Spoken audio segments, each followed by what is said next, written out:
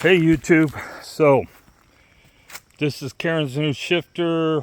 If you remembered, on the all the electrics that come with the thumb shifter, this is a rapid fire plus, the plus being that you can shift multiple gears in one push or pull. Well, push, because it only shifts down one gear at a time. The whole process takes about a half an hour start to finish, and less if you have all your tools laid out, and I didn't happen to have all the tools laid out. So now I'll let Karen explain. It's so much easier for me to shift it because of the carpal tunnel in my right hand and the shifter being on the right, and my thumb going numb with the carpal tunnel. I had a very difficult time with the original shifter. It to down gear, was it? The push was I had to push. push a button. Yeah, and it pushed extremely hard. And if my hand had any numbness to it, I wasn't able to do it. I would have to use the palm of my hand, and then it was still difficult. And with not having real good balance, to take my hand completely off the steering wheel, I guess you call it, no, it's not steering wheel. Anyway, the bike handle, it was scary for me because I don't have good balance. So yes, this new one is what I have been wanting him to do, and yay, he finally did it. so I'm very happy. It's pretty easy to do. You just got to take the right side of the handlebar apart, the grip, and if you're interested, you can go back and look at yesterday's video of me doing it. Some tips is you can use air if you want to do it with air. I just use some window cleaner and put a screwdriver underneath the grip and spray it under there, and then it'll start wiggling loose, and then it's pretty easy to get off. It's only half of a grip anyway. And then you have to remove the throttle, the brake, unplug the throttle, and when you're reinstalling it, you can't put the throttle back in the same position. Did you notice a difference in how the throttle operates? Yes, I was going to say that. It was operated much better. There was no slipping at all. Now, I'm talking the throttle itself, not what. Oh, yes. There was no noise. I've been getting like a clunking noise, and also having some slipping when I would just use the throttle, and I didn't have that today when I started out. That's the only time I use the throttle is when I'm first starting out. But no, there was no clunking. It seemed to be doing much better. And if you remember, I was having that slipping of the chain, and he took a link out, and that helped tremendously. Two links out. But I was still having it occasionally when I would shift gears.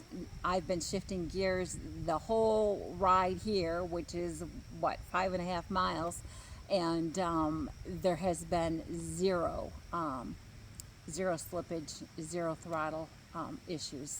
So yeah, it's working much better than the last shifter. The only thing I noticed was that there was a lot of resistance in the cable when I pulled it out of the housing. This cable that I bought, it was $13. It was for a tandem, and it was supposed to have some kind of coating on it, and it does have some kind of coating on it because it's a gold color, and it's supposed to be sanded and have some kind of Teflon coating on it. It seems to work a little better. The only way to make it any better would be change the quality of the housings on the shifters, and unfortunately, with how much housing's on there, it is quite the job to change. And you have to have specialized tools to really Those mosquitoes are still wanting to get us. to really cut the cable housing. You have to have a cable housing cutter because you can't do it any other way, basically. Brake cable has spiral one wound metal in it, and you can use side cutters for that. But shifter cable, shifter housing has strands that go perpendicular to the cable, so they're a lot harder. And if you try to do it with anything but a pair of cable housing cutters, you end up just making a mess of it. You crush it, and then it's hard to get it to work again. So it's not the shifter you can buy on Amazon. It's just a 7-speed right-hand shifter. It's a Altus level.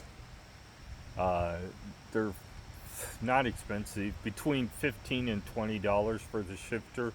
If you take it to a bike shop, I don't see them charging you more than a half hour's labor, so probably $30-40 to do it. Specialized tools for the install, really don't need none. A pair of cable cutters is helpful, but you don't really need that. You need a 2, a 3, a 4, and a 5 Allen wrench, a flathead, well, you can use either flat-headed screwdriver or a Phillips, but you do need a Phillips to take the old shifter off. And once you take that off, the Phillips isn't required anymore, because none of the things you're going to put back on require a screwdriver. So it's a really simple install. The adjustment, remember, if you pull the cable really hard, once you get all the cable housing set back in their position, the adjustment is a piece of cake. It shouldn't take more than a little bit of a adjustment.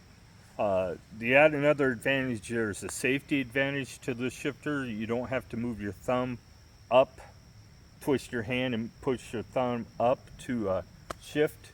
Now it's down here, so you're just leaving your hand in the same position to shift. Downshift is trigger finger. There's another adjuster up on the handlebar now. So if you're having trouble shifting, the old shifter didn't have an adjuster on it, so you had to get off the bike and adjust it down on the derailleur. Now you can do it from the handlebar. So there's quite a few advantages. The thumb shifter, you could shift multiple gears at the same time, but this you can shift 2 or 3 gears. I don't remember exactly. I don't pay much attention. With the thumb shifter, it was difficult to get it in for me, I don't know about you, but for me to get it in the gear that I wanted it to go in. It would always go in between gears, and I think that was a lot of the issues with my chain slippage. It was never in one gear, it was between gears. And this one, it's just one click and it changes one gear. So yeah, even though it was a Shimano shifter, that shifter technology's from the 80s. Most of the technology on her bike is literally from the 80s. I mean, late 80s, but still the 80s. The shifters, the derailleurs, all that stuff is from earlier times. And that's how they save. Well, I'm from earlier times. That's how they save money. Now, I have 9-speed stuff on this bike, and I can upgrade to 10-speed if I wanted to. It would require me to change the cassette, which is fairly easy, and change the shifter. The derailleur's fine. Mosquito's determined he's going to bite you. So, yeah, from Karen's perspective, she is that was the first thing we bought for the bike. We bought that before we bought anything else, actually. But it took him this long to put it on. Yeah, it was just a matter of making the time to do it. And yeah, it works pretty good. I rode her bike a little bit just to make sure it was shifting like it was supposed to. So I'm not going to tell you it shifts as nice as my bike, but it shifts like it's supposed to.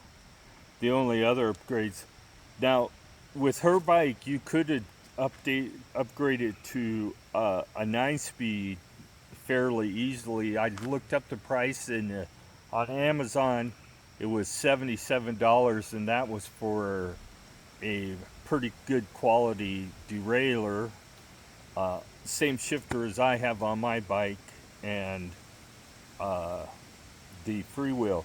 I did not price the chain. You have to change the chain too if you're going to go. I wouldn't on this bike, but on her bike, we'd have to put a narrower chain on it.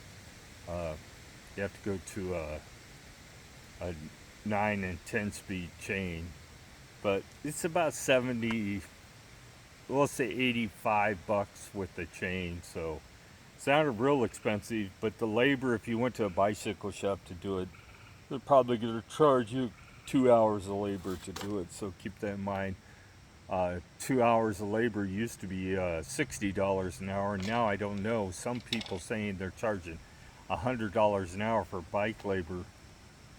My new glasses, aren't they snazzy? I love them. So Sorry. yeah, I was thinking we were going to go for a longer ride, but Karen said nope. Well, girls are coming over tonight, so I don't want it to be too late because they've got plans for the morning, so they have to get up early. So, are you done with what you were going to say? Because I just wanted to add something real quick. It's not bike related though. Oh. Can I? Go ahead. Oh. So,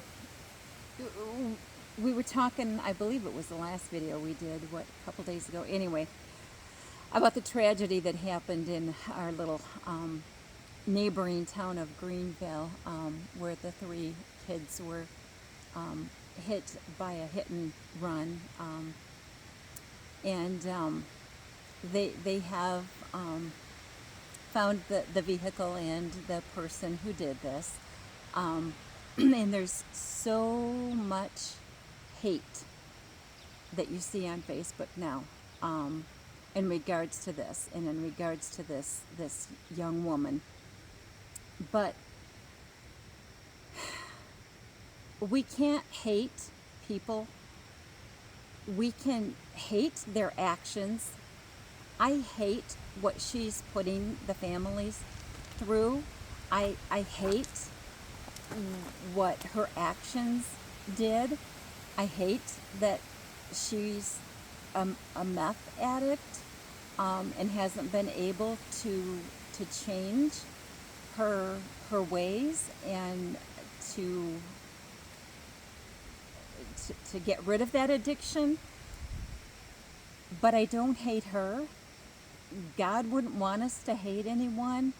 Remember, Jesus died on the cross for our sins, and okay, he was killed, but he didn't hate his killers. Okay, so let's just remember, don't hate people. Hate what they do. That's okay, but don't hate people. Thank you. Sorry. Okay, YouTube, like or subscribe. If you have any questions, put it in the comments. If you need a part number for the deal, put it in the comment, because I'm not going to link a bunch of Amazon stuff. I don't get any money for it, so it doesn't make sense for me to link it for someone to, it's not even subscribe to the channel, to click on and figure out what they need. That's I've gotten to the point that if I really thought I'd make some money doing that, I'd probably do it, but I don't make any money on this YouTube channel. I don't think I ever will. I think in the long term, people just are losing interest in bikes, and they just don't want to spend the time watching videos on how to fix something they can take their bike to the shop and have done. So that being said, if you like the video, you know what to do. Have a great day. Subscribe. God bless. Bye-bye.